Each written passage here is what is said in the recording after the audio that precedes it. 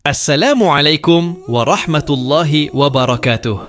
Saudaraku yang insya Allah dimuliakan Allah, semoga kita selalu dalam keadaan sehat walafiat. Amin ya rabbal alamin. Ketika kita mendengar istilah KDRT, kekerasan dalam rumah tangga, pikiran kita langsung tertuju pada berita-berita tentang suami yang tega memukul istrinya, atau sebaliknya, istri yang menyiksa suaminya. Tapi tahukah kamu bahwa Al-Quran juga mengabadikan kisah KDRT yang sangat kejam? Bahkan, pelaku KDRT ini bukan sekadar manusia biasa, tapi seorang raja yang terkenal sadis dan zalim. Siapa dia?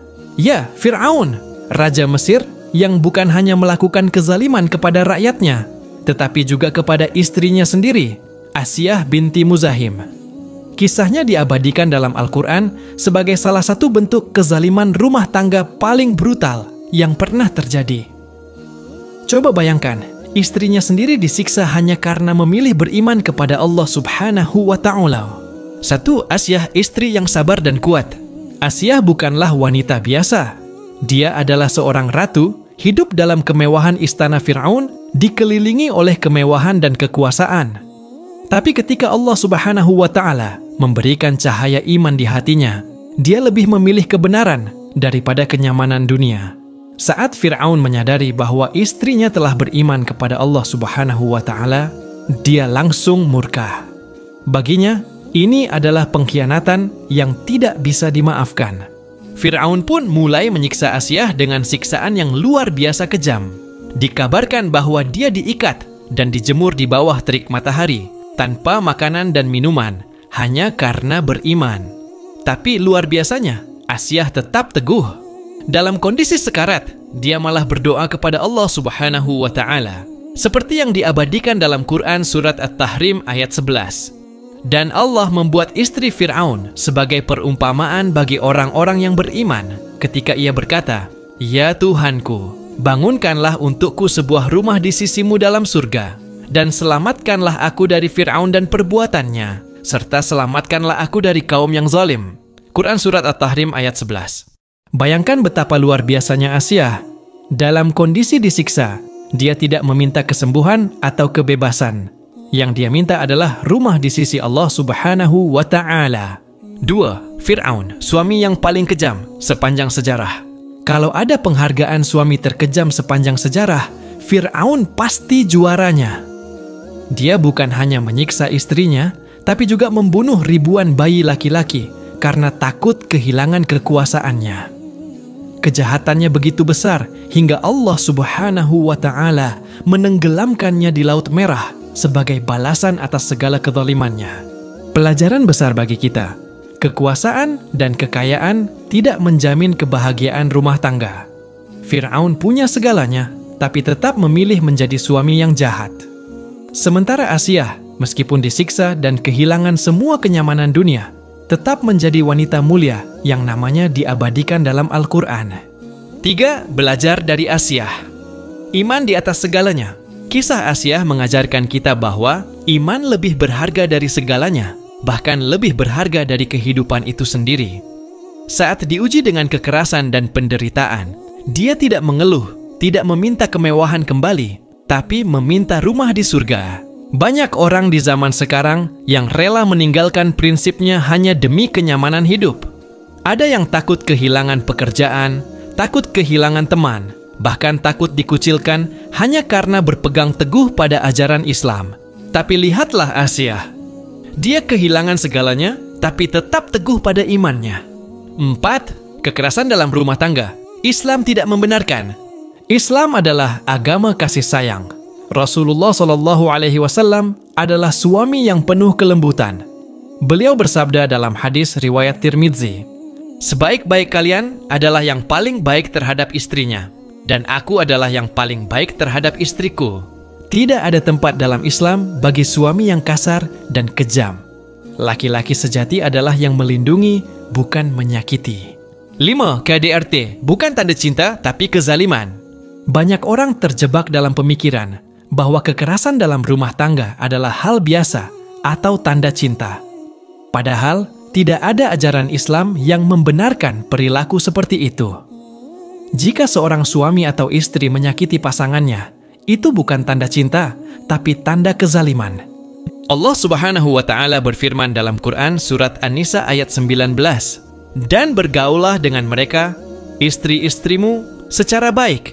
Jika kamu tidak menyukai mereka, maka bersabarlah, karena boleh jadi kamu tidak menyukai sesuatu, padahal Allah menjadikan padanya kebaikan yang banyak." Kesimpulan, rumah tangga bisa menjadi surga atau neraka. Kisah Fir'aun dan Asyah adalah bukti nyata bahwa rumah tangga bisa menjadi tempat paling menyenangkan atau justru paling menyakitkan. Asyah, meskipun hidup dalam kemewahan istana, tetap mengalami siksaan dan penderitaan karena ketidakadilan suaminya. Sementara Fir'aun, dengan segala kekuasaan yang dimilikinya, tetap menjadi pria paling celaka di dunia dan akhirat karena kezaliman yang ia lakukan. Hal ini mengajarkan kita bahwa kebahagiaan rumah tangga tidak diukur dari harta atau tahta, tetapi dari keimanan dan kasih sayang di dalamnya. Dalam Islam, suami dan istri diperintahkan untuk hidup dalam kasih sayang, bukan dalam kekerasan. Seorang suami bukanlah raja yang boleh berlaku semena-mena, dan seorang istri bukanlah budak yang harus tunduk tanpa hak. Rasulullah Shallallahu Alaihi Wasallam sendiri adalah contoh suami terbaik yang penuh kelembutan dan kasih sayang. Jika seorang pria ingin menjadi suami yang baik, dia harus meneladani Rasulullah Shallallahu Alaihi Wasallam, bukan Fir'aun. Di sisi lain, Asyah adalah simbol kekuatan wanita dalam menghadapi ujian rumah tangga. Banyak perempuan zaman sekarang yang mengalami KDRT, tapi takut untuk keluar dari hubungan yang toksik karena alasan ekonomi, budaya, atau tekanan sosial. Asyah mengajarkan kita bahwa iman adalah prioritas tertinggi, dan ketika seseorang memilih Allah Subhanahu wa Ta'ala, maka Allah akan memilihkan jalan terbaik baginya.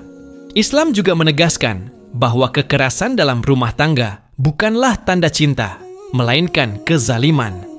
Jika seseorang benar-benar mencintai pasangannya, maka dia akan berusaha melindungi dan membahagiakannya, bukan justru menyakitinya. Rasulullah Shallallahu Alaihi Wasallam bersabda dalam hadis riwayat Muslim, "Janganlah seorang mukmin membenci seorang mukminah. Jika ada satu perangai yang tidak disukainya, maka pasti ada sifat lain yang disukainya." Ini menunjukkan bahwa setiap pasangan harus saling memahami dan menghargai, bukan saling mencari kesalahan dan melampiaskan amarah. KDRT bukan hanya merusak rumah tangga, tetapi juga menghancurkan generasi mendatang. Anak-anak yang tumbuh dalam lingkungan penuh kekerasan cenderung mengalami trauma, kehilangan rasa aman, bahkan bisa meniru perilaku kasar orang tua mereka di masa depan. Inilah sebabnya Islam menganjurkan kesabaran, komunikasi yang baik, dan penyelesaian masalah dengan bijaksana dalam rumah tangga. Jika ada konflik, selesaikan dengan musyawarah, bukan dengan tangan atau kata-kata kasar.